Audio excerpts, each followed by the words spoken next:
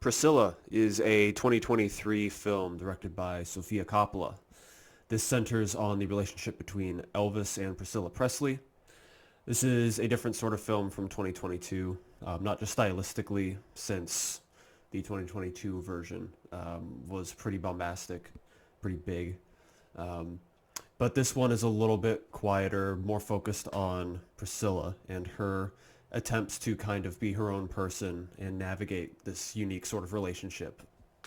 So the first thing the film opens up with is kind of this idea of her putting on her makeup, going through her beauty routine, which is a great way of establishing the film's main idea, really, which is the way that Priscilla is kind of controlled in this environment, living in Graceland, living kind of under the direction of Elvis and also his father to some degree with handling the money.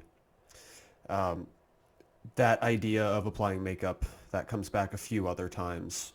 There are similar sort of montages and shots of her applying makeup at various points. Um, it kind of culminates in really kind of a silly, not in a bad way, I guess perhaps an absurd shot of her, applying like her fake eyelashes, and kind of beautifying right before giving birth, actually.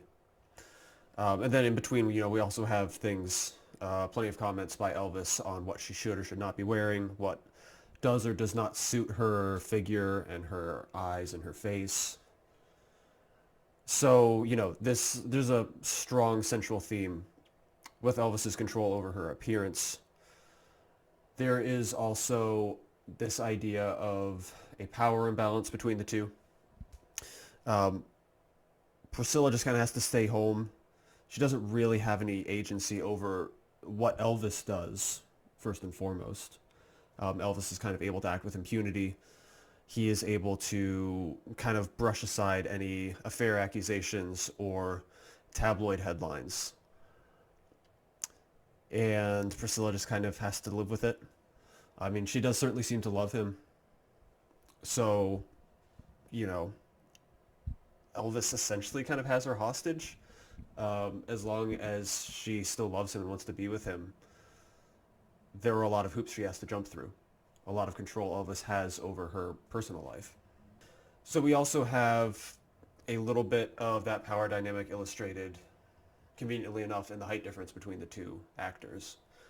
There are some scenes, I think, namely after that pillow fight they have, kind of like that height difference between the two, with Priscilla hiding within the bathroom and Elvis kind of towering above her, because I think, I looked this up, I think it's like about 1.5 foot height difference, which is more extreme than real life.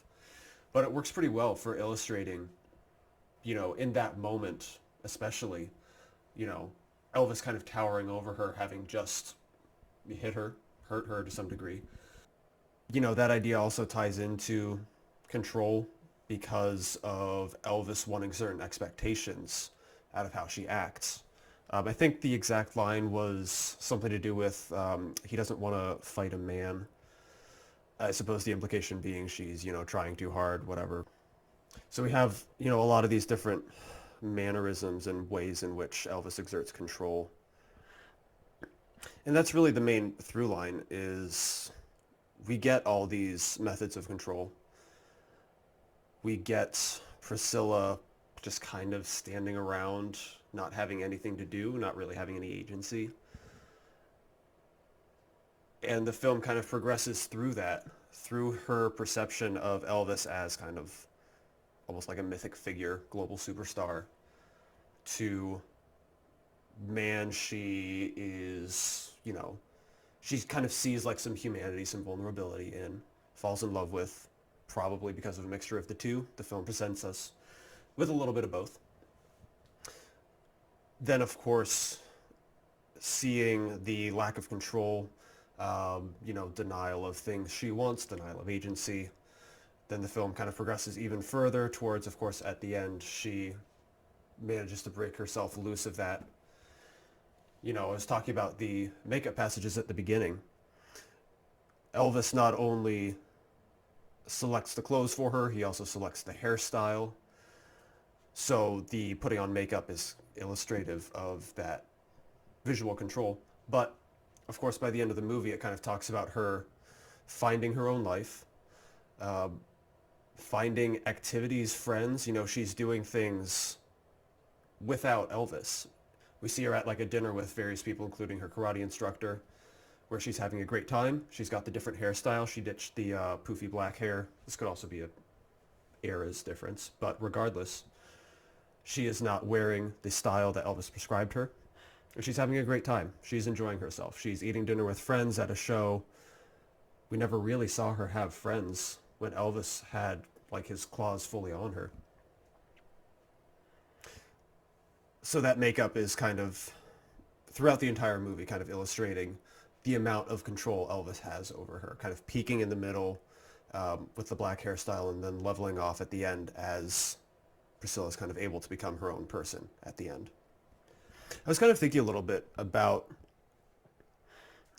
if the movie really cares even why Elvis is so controlling. Because this is, of course, a movie principally about Priscilla. I think that's clearly what the movie is most interested in. But there are little bits and pieces that kind of make you think a little bit of why Elvis is the way he is. Because we do have the moment early on at the party, the first party she goes to. We have like the moment of quiet vulnerability from Elvis where he's talking about the death of his mother, being homesick. We're presented with both aspects of Elvis, potentially a little bit of sympathy with his own mental state, his own issues. But that's also juxtaposed with the actions he actually takes. And I think by emphasizing the actions he actually takes instead of his internal mental state, that's a choice that's greatly supportive of what the film is going for by focusing on Priscilla. Because ultimately it doesn't really matter if Elvis, came from like a good place of, actually loving Priscilla. If he actually loved her but still acted in this manner, acted so controlling, it's kind of irrelevant whether he wanted that or not. This is still a clear pattern of actions with a clearly detrimental effect on someone, denying them agency. And, it's kind of interesting to theorize, oh, would Elvis have turned out different if he wasn't, propped up by the entertainment industry? Would he have been a better husband if maybe, he wasn't pressured to do a lot of films, do a lot of concerts, if he wasn't on the road so much, etc. It's kind of interesting, but the film makes the right choice by not wading so much into those waters, just focusing on Priscilla, because the fact is he did, at least as the film presented, I don't know how accurate the story is. We'll say for purposes he did these things. Regardless of what his motivations were, what his internal state was, he still did these things that hurt this person and suffocated this person. And the fact that he acted in this manner is not excused by his internal state. And the fact that Priscilla had to, progress through these stages to break free of that influence is the most important thing, not why Elvis exerted the influence on her. I also really enjoyed some aspects of how the cinematography and some of the edits kind of emphasized the boring nature of Priscilla's life. There's boredom to be found both before meeting Elvis and after. There's a cut I especially enjoyed. I think it was at the tail end of the first party. Maybe it was right after they kissed, but it was coming right off the high, basically, of meeting Elvis. The very next thing that happens is just like a smash cut to her sitting in class learning about like the 4 food groups. And it's a great moment because her main complaint really about not being able to go to the Elvis party that she told her parents was that it was boring, nothing to do, she had no friends. And we get a great juxtaposition of kind of like the high she was feeling from meeting Elvis, then crash back to reality, right back into boring life, it makes a lot of sense that she would want to chase that high. Of course, because it's Elvis, it's someone famous. But also the added emphasis of everyday life compared to that rush she felt. It's a really strong image, and I love that specific moment. And then even still further when she's in Graceland, I'm sure when she imagined going to live with Elvis, the thing she pictured was getting to spend a lot of time with Elvis. She certainly seemed to love the man, and I'm sure that was on the forefront of her mind. But instead, she got basically the same experience because Elvis is on the road for, we don't know exactly how long, but longer than expected. I don't know if it was weeks, months, but the film is careful to show us there's a lot of empty space in her life. She doesn't have anything to do. She's got a dog. That's cool. But the camera is careful to show these shots of like empty rooms and Priscilla just wandering around looking for something to do. I'm kind of less keen on some other editing stuff. I don't know if I could point to as many specifics for runtime, but just to me it felt like the movie was just a kind of a drag eventually. I don't know if the relationship is shown maybe too much. The movie is 110 minutes, which doesn't feel like it should be too long, but around 80 or 90 minutes or so, I started just feeling like this movie should be done by now. And I think the amount of time it spends on the relationship, like you need to. I mean, there were a lot of different ways that Elvis was showing some kind of textbook abusive behavior. And being able to progress from, first moments meeting to some highs of the relationship, like spending all their time shacked up in the room. There is a nice little editing montage of the different like food platters being brought to the door, and then disappearing, showing the passage of time that way, which is great. So the movie has to show beginnings, highs, lows, Priscilla getting out. There's a lot to show. I just think it gets real slow, real uninteresting. But I don't know if I could point out exactly what to cut. Maybe the LSD stuff. But even that, like it's not like it's pointless. Um, the movie is kind of using that time to dwell on Elvis's internal state a little bit, kind of describing him feeling unfulfilled and sort of pushing that baggage onto Priscilla, who lashes out, kind of hates it, understandably, if she's not into it. Elvis does kind of come across like an idiot in those moments, as he's probably supposed to. I don't know. I'm sure if I had all the relationship scenes like recapped in front of me, then I could say like, okay, yeah, some of these are redundant. But just coming off of first viewing, I only have the vague impression that the movie is just too long and it gets bogged down.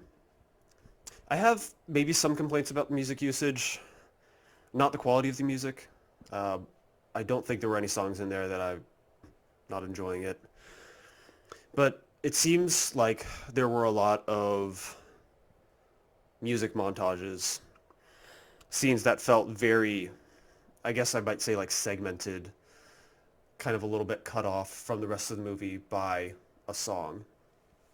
There are other moments where the music feels like a little bit better blended in, that it doesn't feel like its own mini chapter that's separate from the movie. I think the last song is a nice example. Was I Will Always Love You, I think. Which kind of starts in the middle of something already happening. It feels continuous with the rest of the movie, with what's happening around it.